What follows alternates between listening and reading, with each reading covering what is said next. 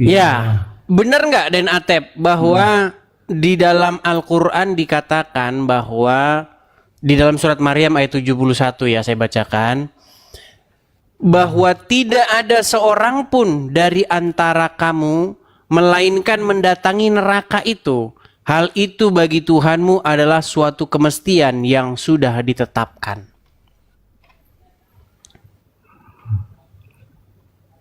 Itu surat Maryam ya. Saya sih baca Iya. juga Bang Edi kemarin pas di cerita ya. Terus saya juga baca memang seperti itu. Artinya ini mendatangi neraka ini adalah sebuah kewajiban yang sudah ditetapkan, betul? Ya kalau baca itu seperti itu ya. Makanya saya juga banyak belajar dari Bang Edi ya. Di satu ayat ya katanya orang Islam itu dijamin masuk surga. Di satu ayat ya seperti itu. Saya jujur aja bingung juga Bang Edi. Padahal kalau kita membaca hadis-hadis, Muhammad kan maha tahu ya kan? Kalau kita membaca hadis, di dalam hadis Muhammad itu menjelaskan neraka secara detail. Ya Rasulullah, bagaimanakah neraka itu? Katanya.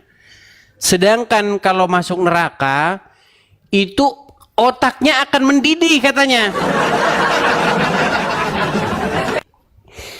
Jadi bagaimana mereka ini akan selamat ketika mereka mendatangi neraka? Sedangkan panasnya api neraka saja 70 kali lipat dari panasnya api dunia ini. Kalau Gimana menurut kira-kira Bang Edi, ini? neraka nggak? Kalau menurut Bang Edi neraka itu ada nggak Bang? Iya, jadi sebenarnya neraka di dalam Al-Quran itu diambil dari kata huruf ja, ha, mim. Ya, Ya, ha, mem. iya, huruf ja, ha, mim. Ja dibaca oleh orang Islam jahanam. Nah, sebenarnya dari mana kata jahanam ini? Ini usut punya usut, selidik punya selidik, ternyata kata ini nyolong dari Bible. Jadi di dalam Bible, Bang, di Israel itu sampai sekarang, pada waktu itu ada sebuah lembah.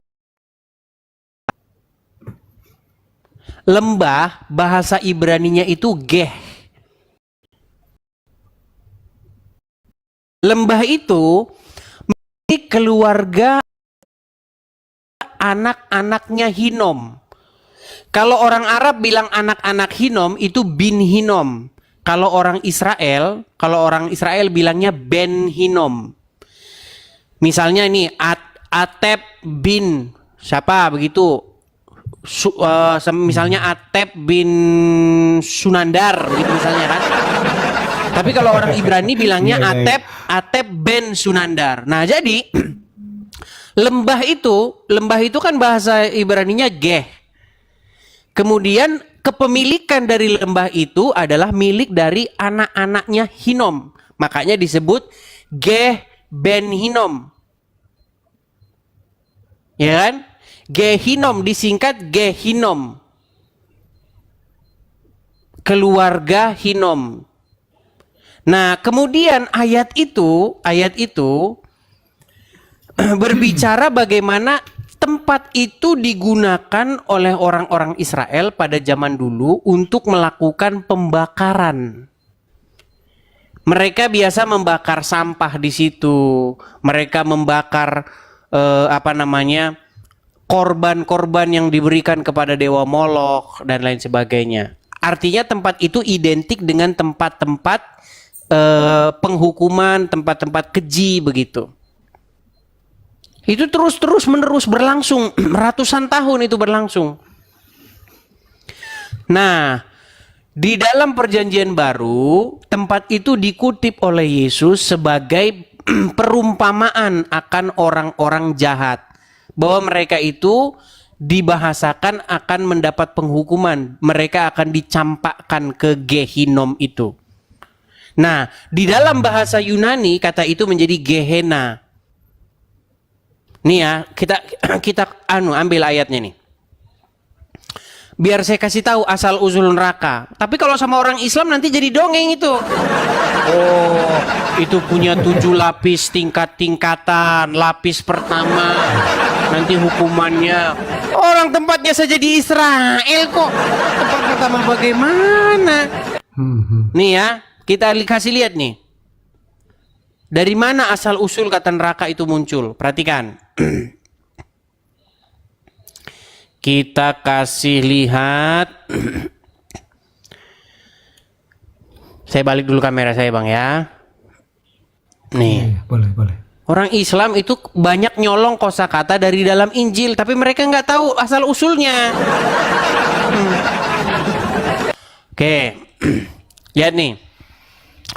Misalnya di dalam Markus ayat yang ke-9, Markus 9 pasal yang ke-9 ayat yang ke-45. Dan jikalau kakimu menyesat engkau, penggalah, karena lebih baik engkau masuk ke dalam hidup dengan timpang daripada utuh kedua kakimu dicampakkan ke dalam neraka. Kata neraka ini kalau kita cek bahasa aslinya nih ya.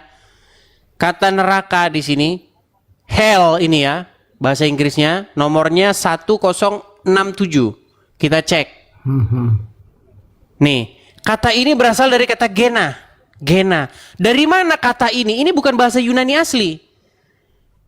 Kata ini berasal dari bahasa Ibrani. Ya kan? This was originally the Valley of Hinnom. Valley itu lembah. Bahasa Ibraninya itu geh tadi itu. Geh Hinnom. Lembah keluarga Hinnom. Nah, lembah keluarga Hinnom ini menjadi tempat pembakaran. Jadi sebenarnya asal usulnya dari sini.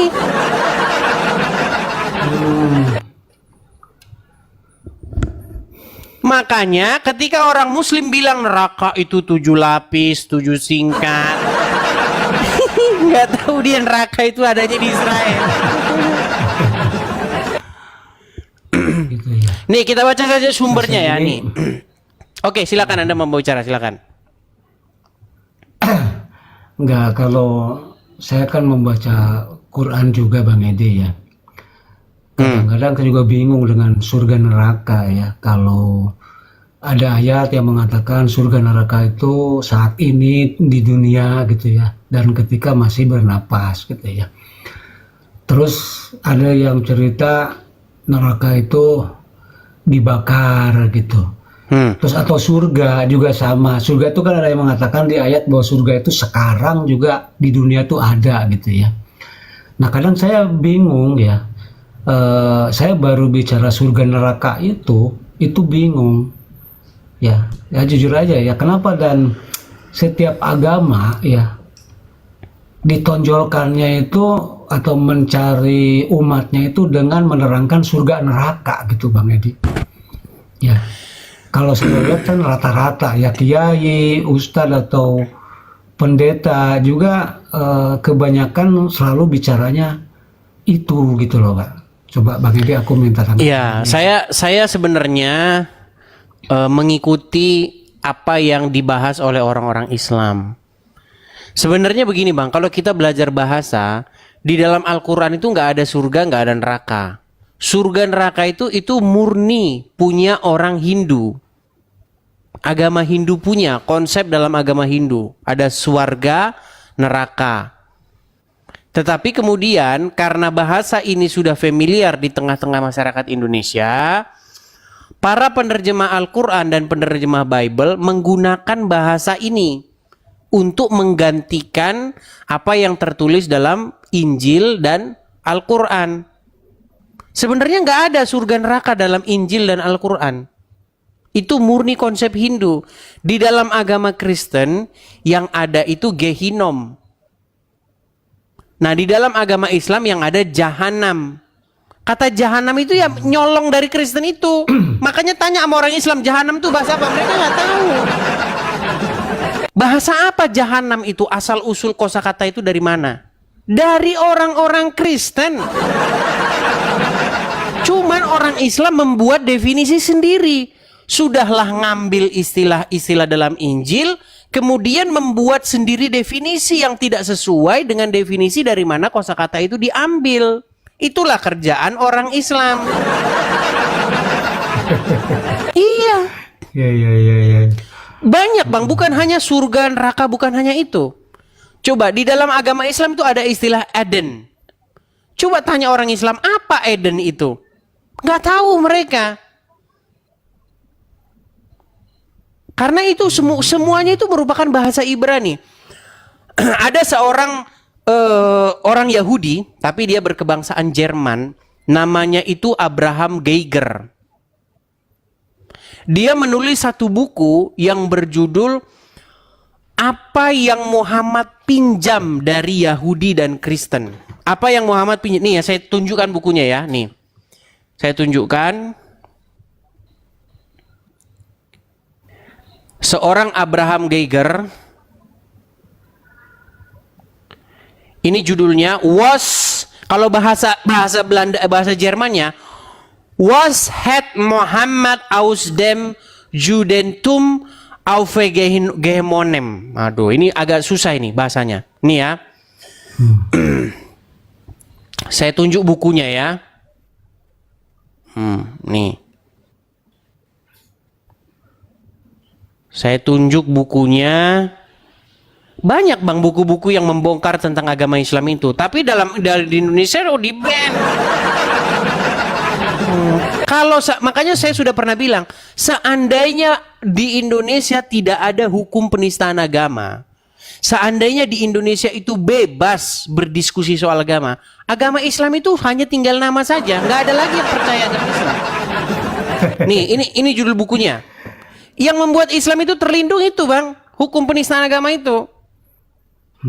Itu yang membuat Islam itu masih ada dan bertahan. Nih, ini judul bukunya ini. Abraham Geiger. Nih, was het Mohammed aus dem Judentum. Kalau diterjemahkan dalam bahasa Indonesia artinya apa yang Muhammad pinjam dari Yahudi. Jadi buku ini membahas ada ratusan kosakata di dalam Al-Quran yang asal usulnya itu bukan dari agama Islam, asal usulnya dari agama Yahudi. Makanya orang Islam nggak ngerti itu apa. Seperti jahanam, itu bingung apa jahanam itu. Bahasa apa itu jahanam? Nah ini kalau kita jujur-jujuran, ya memang benar. Nih, ini judul bukunya ini. Was het Mohammed aus dem Judentum aufgenommen. Nih. Artinya seperti itu kira-kira apa yang Muhammad pinjam dari Yahudi. Nih ya, saya akan kutip ya. Istilah-istilah di dalam Al-Quran yang orang Islam itu nggak tahu itu apa. Misalnya jahanam, jahim. Itu jahanam dan jahim itu sebenarnya merupakan typo. Tahu typo? Apa itu typo? Typo itu salah tulis. Iya sebenarnya kosakatanya itu jahanam. Tapi kadang-kadang ditulis jahim karena memang orang Islam nggak ngerti apa sebenarnya. Salah ketik gitu ya. Iya, salah tulis. Jadi di dalam Al-Quran itu ada salah tulis. Bukan typo. Kalau typo kan ketik ya. Jadi dia tuh salah nulis gitu. Antara jahim dan jahanam itu kata jahim itu sebenarnya merupakan kesalahan tulis dari jahanam. Gitu. Bang Edi, gini, mohon maaf nih. Itu kan Kristen sama Islam itu kan sama-sama dari Timur Tengah ya. Betul. Nah, tapi mohon maaf nih. Saya kadang berpikir begini. Apa kita ini sedang diadu oleh orang Timur Tengah gitu loh? Tidak. Ya. Begitu. Kalau abang berpikir begitu, semuanya dalam politik juga begitu bang. Saya kasih contoh. Kita ini kan sebenarnya kan mendapatkan sebuah informasi. Informasi itu ada yang di Indonesia, dari Indonesia asli, ada yang dari luar begitu. Saya kasih contoh misalnya tentang sistem pemerintahan, Bang. Kalau kita belajar hukum tata negara, sistem pemerintahan itu ada yang monarki absolut, kemudian ada yang presidensial, kemudian ada yang macam-macam. Dan semuanya saling memang berdebat tentang sistem mana yang paling baik. Nah, gagasan atau sudut pandang atau keyakinan antara Islam dan Kristen itu juga akan bergesekan. Tetapi tugas kita di sini adalah kita itu melakukan yang namanya observasi. Kita teliti asal muasalnya. Kita selidiki nih dari mana yang benar, begitu. Bukan dengan gontok-gontokan adu fisik. Kalau gontok-gontokan adu fisik, nah kerjaan orang Islam. Iya. Makanya saya ini kan memberikan atau memaparkan sesuatu argumen yang seharusnya dibantah dengan argumen. Tapi orang Islam tidak berwatak demikian. Orang Islam kalau ditanya tentang agamanya langsung penistaan. Kamu melakukan penistaan, kamu akan itu kerjaan orang Islam.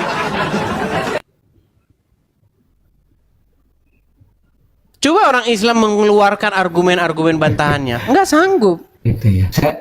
Nggak sanggup. Makanya temanya begini nih. Islam bertanya, Kristen menjawab. Kristen bertanya, Islam lapor polisi.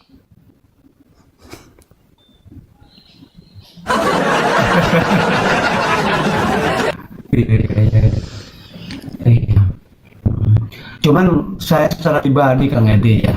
Macet-macet ya teman-teman. Saya mohon maaf banget juga ya.